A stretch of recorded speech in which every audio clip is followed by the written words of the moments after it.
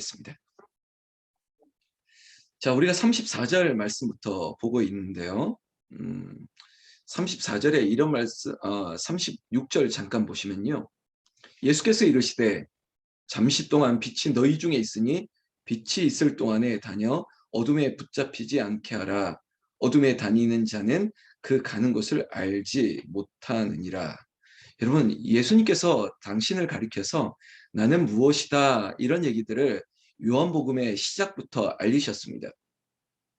말씀이 육신이 되어 이 땅에 오셨습니다. 그리고 예수님께서는 나는 선한 목자다. 그리고 나는 우리들에게 있어서 생수의 강이 되시고, 그리고 알 수 없는 놀라운 은혜의 그 원천이 됨을 스스로 밝히셨습니다. 그가 누구시기에 감히 세상에서는 할 수 없는 놀라운 일들을 행하셨죠. 날 때부터 소경된 자를 고치셨을 것뿐만 아니라 바로 앞선 11장에는 죽은 자를 살리셨습니다. 그것도 나흘이나 지나고 냄새가 날 정도 그 시체가 일어났습니다. 이걸 어떻게 과학적으로, 상식적으로 설명할 수 있겠습니까? 이 놀라운 은혜의 역사, 그 예수님이 스스로 나는 빛이다 라고 얘기하고 있습니다. 그것도 잠시 동안 머물 빛이라는 것이죠. 이 빛이 있을 동안에 너희가 나를 믿어야 될 것을 얘기하고 있고, 이 모든 계획하심에 이루어진 일들은 나의 계획이 아니라 하나님의 뜻이고 하나님의 계획이라고 얘기하고 있습니다. 하나님이 하실 일들을 그저 순종함으로 감당하고 있는 예수님 스스로를 가리켜서 내가 세상의 빛일 뿐만 아니라 나는 인자라고 하는 아주 중요한 개념으로 우리에게 말씀하고 있습니다. 36절 말씀에는 너희에게 아직 빛이 있을 동안에 빛을 믿으라. 그리하면 빛의 아들이 되리라 라고 하고 있습니다. 예수님이 거하는 동안 믿음을 우리에게 요청하고 있습니다. 믿으라는 거예요. 어두운 세상 가운데 빛으로 오신 예수님을 믿어야지 빛의 아들이 된다는 것입니다. 그러면서 본인의 한계성까지 드러나고 있습니다. 내가 있을 동안입니다. 하나님께서 예수 그리스도 그분을 이 땅에 보내주셨습니다.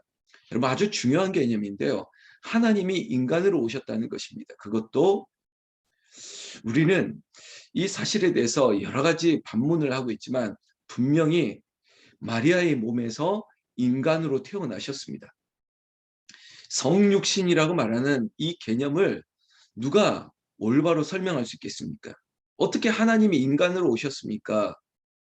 여기서부터 우리는 신비인 거죠. 그리고 하나님이 인간으로 오셨다라고 하는 이 문장 앞에 우리는 다른 말 할 수 있을 게 없습니다. 여러분, 선교사님들도 그렇고요. 이 말씀을 저에게 종종 했습니다.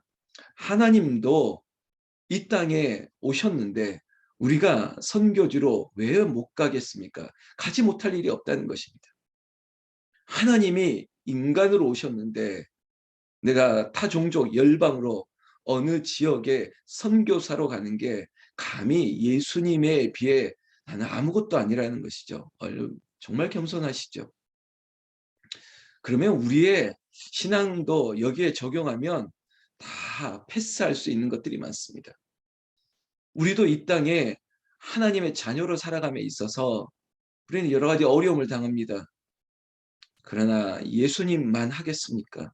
하나님 인간으로 오셔서 오신 목적이 뭡니까? 잠시 있을 동안에 마지막에 죽음을 감당하시기 위해서 인간으로 와서 인간이 죽어야만 그 죽음을 이길 수 있기 때문에, 그리고 부활이요 생명이니 나를 믿는 자마다 죽지 아니할 것을 우리에게 친히 보여주시기 위한 하나님의 계획을 이루시기 위함이었습니다. 그것을 이 개념으로 설명하고 있는 것입니다. 여러분, 이 말씀을 함에도 불구하고 문제는 37절 후반절에 보면 그를 믿지 아니했다는 것입니다. 표적을 통해서도 믿지 아니하고요. 친히 예수님께서 말씀을 통해서 그들에게 밝히셨음에도 믿지 아니했다는 것입니다. 믿지 않는 무리들이 많았습니다. 특히 39절에 보면요. 그들이 능히 믿지 못한 것은 이 때문이니 곧 이사야가 다시 일렀을 때 이사야의 선지자의 말을 그대로 또한 실현된 것처럼 인용하고 있습니다. 받지 않겠다는 것입니다. 눈으로 보고도 마음으로 깨닫고도 돌이키지 않겠다는 것입니다. 피리를 불어도 춤추지 않는 세대, 그들이 보고도 믿지 않는 것. 지금 이 시대를 가리켜서 그들이 보고도 믿지 않는다고요. 여러분, 능히 믿지 못하는 사람이 있는 반면에 또한 믿는 사람도 있다는 것. 우리들에게 이 새벽에 은혜가 되어야 될 게 이 대목입니다. 믿지 않는 사람이 있는데 저를 비롯해 이 자리에 있는 우리 모두가 믿는 사람이 되었다는 것입니다. 이 부분에서 어떻게 설명할 수 있습니까? 나는 모태에서 날 때부터 믿었다. 그거 역시 신비하지 않습니까? 모태에서 낳기 때문에 믿었다. 내가 모태 신앙이기 때문에 아니죠. 그럼에도 불구하고 내가 지금 여전히 구원에 대한 확신과 사실에 대해서 변함없는 게 기적인 것입니다. 이게 누가 우리에게 주신 은혜입니까? 하나님이 예수 그리스도를 통해 베푸신 은혜이죠. 우리가 어둠에 거하지 않고 예수님이 친히 빛이라고 얘기하고 그 빛을 우리가 바라보면서 빛 가운데 머물 수 있는 게 기적 아니겠습니까? 내가 예수를 의심하지 않는 바리새인들, 종교 지도자들, 그들이 출교를 당할까 봐, 아니 믿는 사람, 희미하게 믿는 사람도 이런저런 눈치 때문에 믿지 아니했다라고 얘기하는 그 상황 속을 우리가 바라본다면 지금 나는 믿는다는 거예요. 43절에 이런 말씀이 있습니다. 그들은 사람의 영광을 하나님의 영광보다 더 사랑하였더라. 믿지 않는 이유가 이런 부분도 포함됐다는 것입니다. 여러분, 세상에 다르한 어떤 압력과 다른 어둠의 권세 앞에 눌림을 당한다는 거예요. 하나님의 영광보다 나의 영광, 나의 안위, 나의 모든 계획이 앞섰기 때문에 믿지 않는 그들도 있었다는 것이죠. 역시 이것도 우리에게 영적인 비교입니다. 나는 그렇지 않다는 것입니다. 오직 하나님의 영광을 위하여, 오직 주를 위하여 살겠다. 주님이 내 안에 들어와 계신 이후부터는 내가 살아도 주를 위해, 죽어도 주를 위해 그렇게 살겠습니다라고 말하고 있는 분이 여기 있다는 것입니다. 저도 그렇습니다. 제가 그저 목사의 아들이었고 제가 모태 신앙이었기 때문에 여기 있는 것 아닙니다. 저도 스스로 이 자리를 벗어나려고 발버둥 쳐도 그렇게 안 되는 것도 신기하고 스스로도 그렇게 제어하는 것도 저도 놀라운 일이에요. 여러분들도 마찬가지 아닙니까? 나는 어떠한 일이 있더라도 예수 그리스도를 믿습니다라고 하는 믿음의 반열이 올라왔습니다. 이게 기적이라는 거예요. 어제 주일 말씀에도 말씀드렸지만 우리를 구원하신 하나님의 역사, 그것이 하나님 앞에 매우 쉽다라고 얘기했지만 그게 쉽게 이루어진 일이 아닙니다. 인자가 이 땅에 오셔서 그분이 십자가에 매달려 죽으셨기 때문에 이루신 구원을 쉽다고 말했지만 쉬운 게 아니에요. 엄마가 아유 아무것도 아니야. 얘야 괜찮다. 나는 다 괜찮아. 괜찮을 리가 어디 있겠습니까? 그분의 희생으로 우리가 이렇게 살아난 것이지, 이렇게 살 수 있었던 것이지, 희생 없는 은혜가 어디 있겠습니까? 그래도 쉽다고 얘기하는 것이죠. 사랑하는 성도 여러분, 우리가 빛 가운데 있고 우리가 예수 그리스도를 믿어 그 구원의 그 반열에 오르고 마치 구원의 서정처럼 나는 영원한 천국까지 이름에 있어서 주님이 나를 이끌어 주신다라고 하는 확신이 있다는 것이 우리에게 큰 은총임을 잊지 마시기를 주의 이름으로 축원합니다.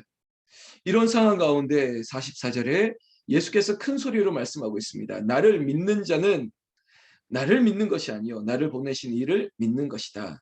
여러분 이게 바로 예수님이 하나님이시다. 하나님이 예수님이다. 하나님이 인간이 되어 성육신 이 땅에 보내신 은혜를 우리에게 예수님이 친히 설명하고 있는 것입니다. 나를 믿는 게 아니야. 당시 이 말씀을 했던 것은 바리새인들 종교 지도자들이 있는 가운데 저가 신성 모독이다. 스스로 메시아다라고 하는 것에 대해서 계속 딴지를 걸지 않았습니까? 어찌 그럴 수 있느냐? 감히 그럴 수 없다.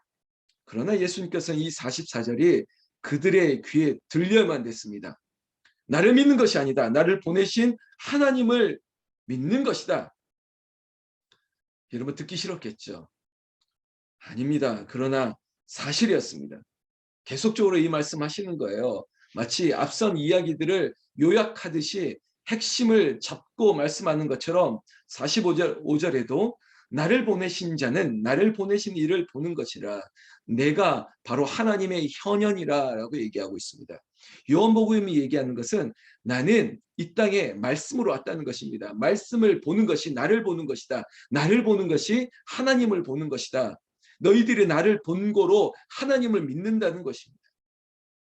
그리고 어두운 세상 가운데 그 보는 개념을 빛이라고 얘기하고 있습니다. 나는 빛이라 세상의 빛으로 왔다는 것입니다. 어둠, 이 죄를 위하여 예수님이 친히 이 땅에 오셔서 어둠을 물리치시는 빛이 되었다는 것이죠. 나를 믿는 자는 어둠에 거하지 않게 하려 함이라. 나를 믿는 자는 죄 가운데 거할 수 없다는 것입니다. 여러분, 이것이 굿 뉴스예요. 복음입니다. 나를 믿는 자는 어둠에 거하지 않는다. 나를 믿는 자는 죽어도 살겠다. 나를 믿는 자는 죄에서 구원을 받는다. 이것이 복음이죠. 예수 그리스도로 말미암아 구원에 이르는 은총을 당시에, 예수님 당시에 그 제사장들과 바리새인들, 믿지 않는 자들, 그리고 세상의 눈치를 보는 사람들, 그리고 희미하게 믿는 자들에게 다시 뚜렷하게 빛으로 오신 예수님, 말씀 가운데 임하시는 하나님의 역사가 너희에게 임할 것들을 얘기하고 있습니다. 사랑하는 새벽 용사 여러분들, 우리의 삶에 빛으로 오신 예수님이 우리의 죄를 이길 뿐만 아니라, 우리의 죄를 씻으실 뿐만 아니라 내 입술을 통해서 내가 예수님을 증거하는 하나님의 영광이 되게 하시고, 나를 통해서 구원받는 사람들이 더해지는 역사가 빛 대신 주님의 자녀로 살고 있는 우리를 통해서 나타나시기를 예수님의 이름으로 축원합니다. 47절에 사람이 내 말을 듣고 지키지 아니할지라도 내가 그를 심판하지 아니하노라. 내가 온 곳은 세상을 심판하려 함이 아니요 세상을 구원하려 함이로되. 여러분, 끝까지 한 영혼이라도 그가 십자가 상에 달릴 때도 그 한쪽 편에 있었던 강도에게 하나님 나라를 선포했습니다. 네가 나와 함께 있을 것이라는 것이에요. 예수님이 오신 것은 한 사람이라도 더 구원하기 위한, 인류를 향한 구원으로 오셨던 인자가 들려 죽을 때까지 한 영혼을 향한 부르심으로 기다리고 있었습니다. 구원은요, 기다리는 것이에요. 구원은 내가 이룰 수 있는 것이 아니기 때문에 하나님의 구원이 이루어지기를 바라는 기도만 있을 뿐입니다. 그 마지막 순간이 언제일지 모를지라도 기다리는 것이죠. 세상을 구원하러 오신 예수님이 역사하시기를, 일하시기를 바라는 것입니다. 여러분, 우리가 하나님의 말씀을 받는 것이에요.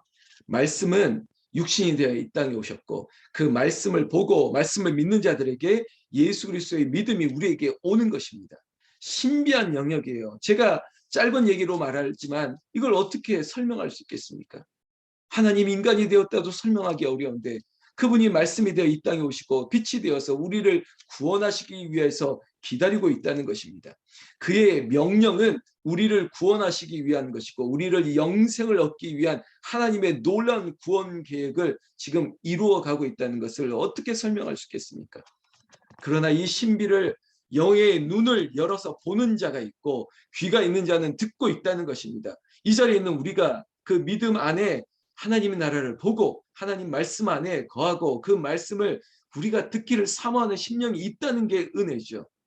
오늘 은혜 가운데 주의 영광, 하나님의 영광을 가리우는 자가 아니라 하나님의 영광을 나타내고, 그 영광이 우리를 통해서 또 다른 빛으로 비춰지고, 우리가 마치 반사체가 되어서 주님이 우리 가운데 빛 가운데 임하시고 그 빛이 누군가에게 비추어지고, 그리고 그 빛으로 말미암아 어둠이나 죄 가운데 가지 않고 그 빛 가운데 모여들 수 있는 그런 은혜가 우리를 통해서 나타나기를 주의 이름으로 축원합니다. 50절 12 마지막 말씀 가운데 나는 그의 명령이 영생인 줄 아노라. 예수님도 믿어 순종해서 성육신하신 것입니다. 그러므로 내가 이루는 것은 내 아버지께서 내게 말씀하신 그대로니라. 사랑하는 성도 여러분, 새벽을 깨우는 성도 여러분, 말씀이 육신이 되어 오셨습니다. 오늘 우리들에게 하나님을 알 수 있는 두 가지는, 첫 번째가 특별한 계시가 있습니다. 말씀이에요. 말씀 가운데 하나님은 당신을 드러내 보여주십니다.